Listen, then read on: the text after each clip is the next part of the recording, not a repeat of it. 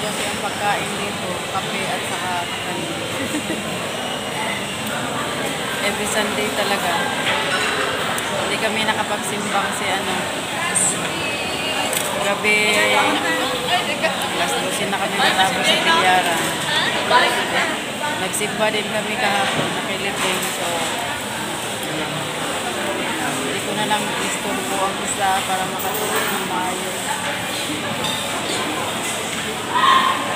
As usual, every Sunday, dito sa Bitsaya Mega Market Food Court.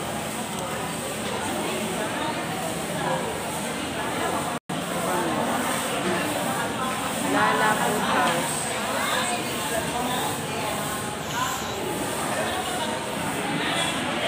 So, ang ating paborito na puto tak-tak. Biko, kanin, kape.